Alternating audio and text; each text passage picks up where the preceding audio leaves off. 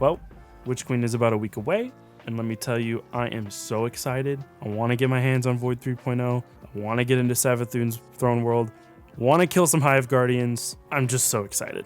Excited enough that I want to bring you a video today talking about what builds I'm thinking about running on day 1 to try out Void 3.0, and I want to make those Hive Guardians pee their pants a little bit when they see me coming. If you didn't know already, Void is getting reworked to be more in line with the stasis fragments and aspects, and some of these changes are nuts. Personally, I'm really excited for the Hunter and Warlock changes, so I'm going to start off with those two classes and their exotic armors I'm thinking about running day 1. For my fellow floaty boys, the Warlocks, there are a few exotic armor pieces that have been standing out to me, and one of them is Controver's Hold. I'm assuming with Void 3.0, this exotic is going to get some rewording. Right now it talks about the 3 different perks that essentially when you charge your nade, you can throw it out or consume it or whatever. And when you do that, you get some resistance, and then you also get some nade energy back when you use that ability. Adding on to the new fragments that give you more nade energy on kills or just by getting melees, it sounds like it's just going to be Sunbracers with extra steps. You know, on those higher difficulty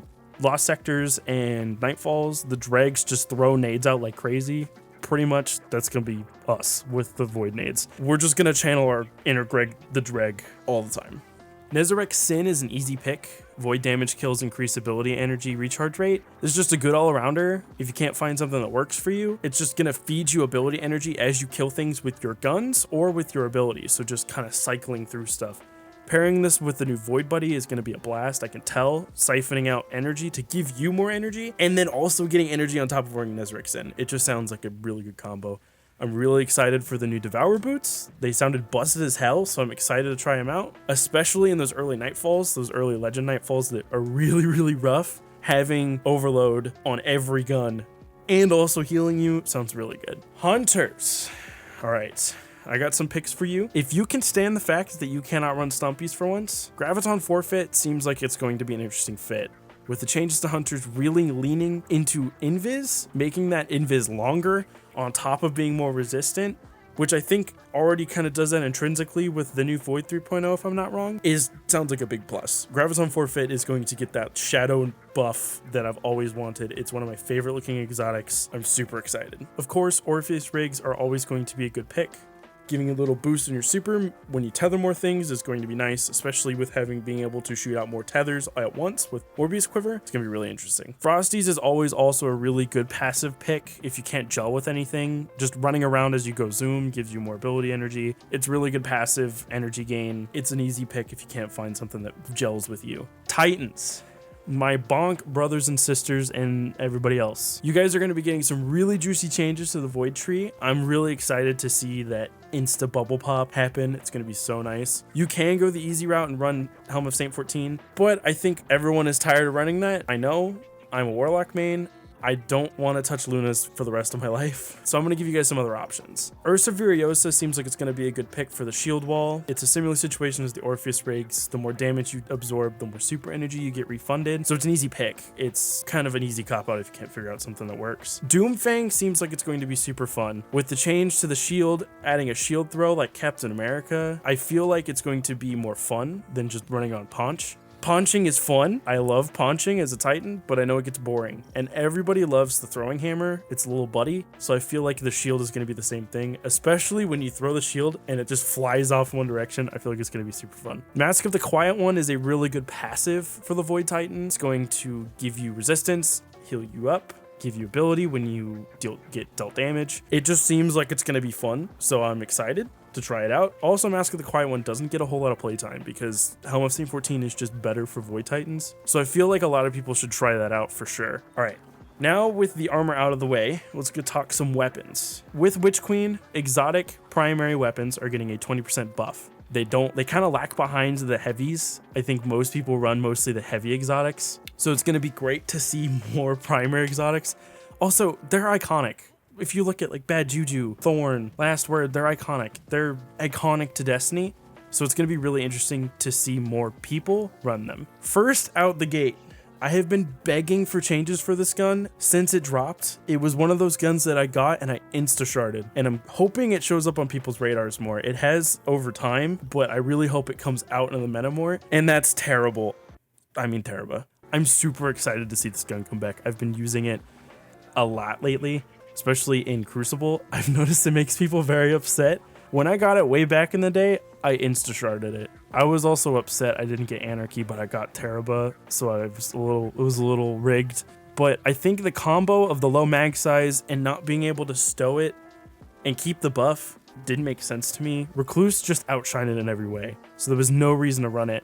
Now with the Recluse gone, I think Teraba with the ability to stow it and keep Ravenous Beast going is going to make it start looking a little more juicy. It might not be perfectly there because the mag size is still a little low with how fast it shoots, but I think it's going to be better than terrible. It will be slightly better-aba.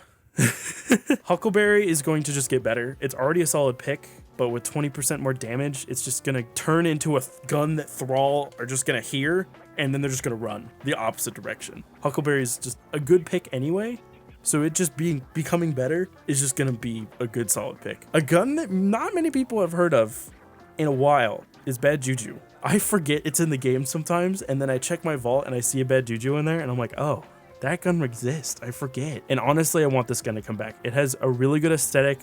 Free super energy is great. I think they do need to tweak it up just a little bit, not too much, but just a little bit. And with the 20% damage buff, it's just going to start dealing more damage. That was part of my problem with it, is it kind of just felt like I was shooting it with like paintballs and not actual bullets. So it's going to be interesting how it feels. I'm going to pair it with my Warlock and see if I can get Nova Bombs like I used to back in the day, but without Obsidian Mind, I don't think it's going to happen. Just want to relive the good old days all over again. I miss the days of Bad Juju and Obsidian Mind. Suros is getting a massive change to its range, which is going to push it into borderline scout range, which is a little scary for me. I think on certain PvP maps with the long lanes, it's going to be really annoying. So I'm a little worried, but it's going to be fun to mess with. I think they're probably going to tune it back a little bit. Another gun I want to resurrect from the grave is Lumina. I know not a lot of people like Lumina, but I really want to lean super hard into a healing class for my Warlock. I think the bump in damage, you might see it, some people try it out, but I think probably its main problem is the fact it does have that bug to where if you shoot right as you aim down sights, sometimes it still shoots a noble round, and bonking an enemy with a healing round that doesn't do anything kind of sucks, and you also waste a noble round. I just want Lumina to be good. Please let Lumina be good. It's so pretty. I just want it to be good. Overall, I think most of the primary exotics are going to be coming into light more than normal. I mentioned earlier that most people kind of lean super hard into the exotic heavies. I don't blame them. They're all really good. And most of the iconic exotics to Destiny in terms of lore, aesthetics, just overall, everyone likes them, are the primary exotics, but they don't get played as much because the heavies are just so good. So I'm excited to see the primary exotics come back into the limelight a little bit. I'm excited to kick some Hive Guardian ass next week with some new Void toys, especially the Hunter. The triple Void arrow from the Night Stalker just looks so good. I'm just really excited. I haven't been this excited for a Destiny DLC in a long time, so I'm like hyper focusing Destiny right now. Before we go, question for you all: if you could eat void energy, what would it taste like? To me, I think it would taste like licorice. It just looks like it's a licorice. So just let me know in the comments. Thank you all for watching. If you stuck to the end of the video, we appreciate you so much. Remember to like, comment, subscribe, all that mess, and we'll see you guys next time. Peace.